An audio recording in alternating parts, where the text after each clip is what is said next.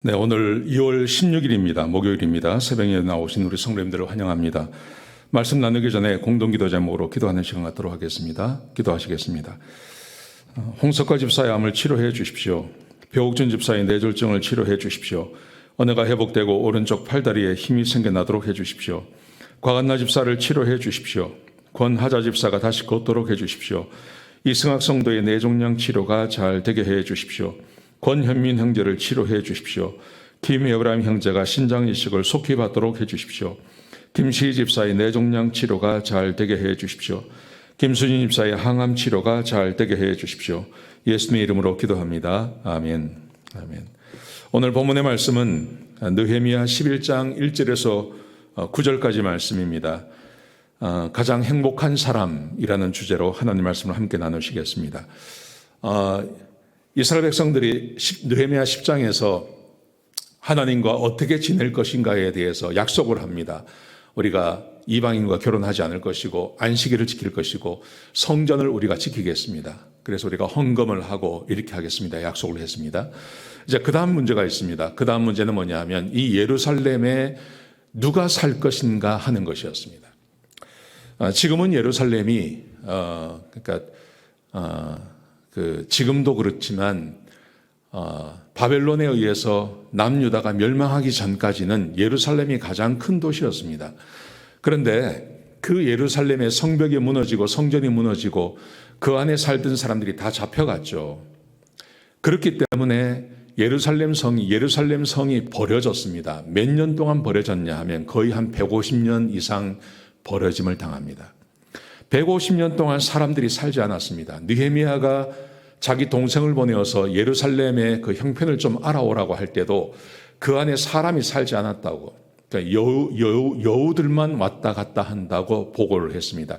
단시간에 느헤미야에 의해서 성벽이 완성이 되었지만 아직 그 성벽 안, 예루살렘 성 안에는 사람이 살 수 있는 집도 별로 없는 이런 상황이었습니다. 성벽만 지었던 것이죠. 이제 문제는 성벽만 지어놓고 그 안에 사람이 살지 않으면 얼마든지 언제든지 외부의 침입에 의해서 무너질 수 있는 것입니다. 그래서 느헤미야는 그 성 안에 사람들이 살기를 원했습니다. 오늘 본문에 보시면 이 성벽 안에, 예루살렘 성 안에 사는 사람들의 이름이 등장합니다.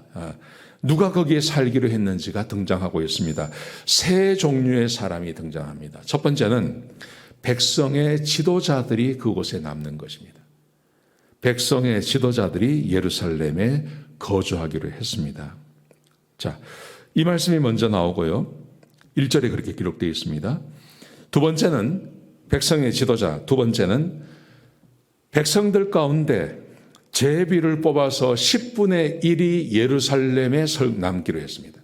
10분의 9는 자기들이 살고 있는 도시, 자기들이 먼저 와서 집을 짓고 살고 있는 그 도시에 살 수 있습니다. 예루살렘 성 밖이죠.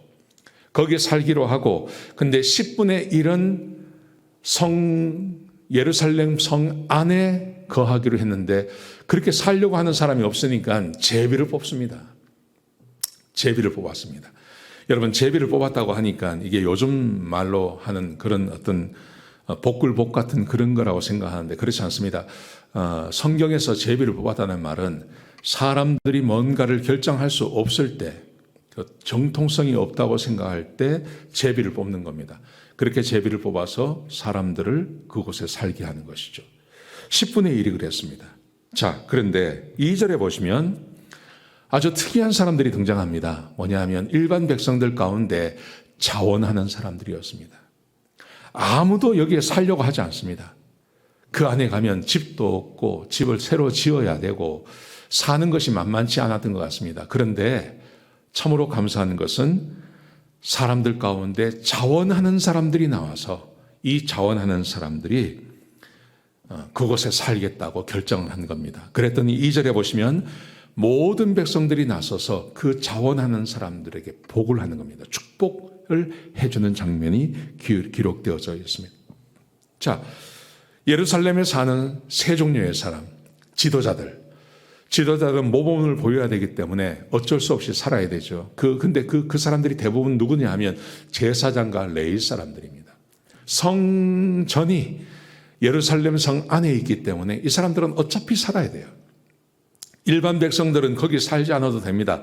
그래서 살려고 하지 않으니까 10분의 1을, 백성들 가운데 10분의 1을 이곳에 살게 하는 것입니다. 자, 그런데 중요한 것은 자원하는 백성들이 나왔다는 겁니다. 자원하는 사람들이 나와서 거기에 집을 짓고 거기에 살기로 결정한 것입니다. 여러분, 이 세 종류의 사람들 가운데 가장 행복했던 사람들이 누굴까요? 백성의 지도자들? 아니면 10분의 1의 이 뽑기를 해서 걸린 사람들, 제비뽑기에서 걸린 사람들일까요? 저는 아니라고 생각합니다. 자원하는 사람들이라고 생각합니다. 자원해서 들어와서 아무도 하지 않으려고 하는 일, 아무도 살지 않으려고 하는 이 예루살렘 성 안에 살기로 결정하고 나온 사람들을 말하는 것이죠. 이 사람들이 저는 가장 행복한 사람들이라고 생각합니다. 사랑하는 성도 여러분, 우리가 믿음 생활을 하면서 이렇게 자원해서 하는 것이 중요합니다.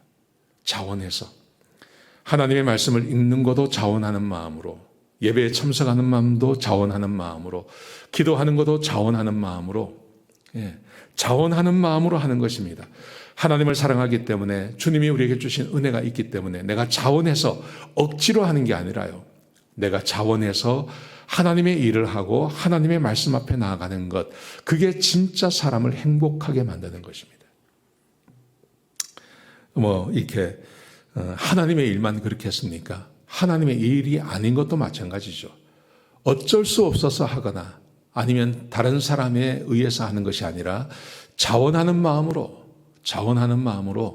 하나님 앞에 나와서 하나님의 일을 하는 것, 얼마나 복되겠습니까? 이제 2월 27일부터 우리 교회에서 3년 만에 제7차 특세가 열립니다. 3년 만에 하는 것입니다. 3년 만에 우리가 다시 특세로 모이는 것입니다. 여러분, 자원하는 마음으로 좀 나와주셨으면 좋겠습니다. 하나님께서 그것을 기뻐하시는 것입니다. 내가 자원하는 마음으로 내가 와서 하나님 앞에 40일 동안 하나님의 말씀을 배우며 기도하는 시간을 갖겠다고 하는 그 자원하는 마음으로 나오면 하나님께서 큰 은혜를 내려주실 줄로 믿습니다. 그렇게 좀 자원하는 마음으로 하나님의 일을 하시는 그런 성도님들 되시기를 주의 이름으로 축복합니다. 기도하시겠습니다. 아버지 하나님, 귀한 말씀 주셔서 감사합니다. 하나님의 말씀에 우리가 늘 순종하며 특별히 하나님 앞에 자원하는 마음으로 나가는 주의 백성들이 되게 축복하여 주시옵소서. 우리 모든 성도들이 그러하게 하여 주옵소서. 주님 감사합니다. 예수님의 귀하신 이름으로 기도드렸습니다. 아멘.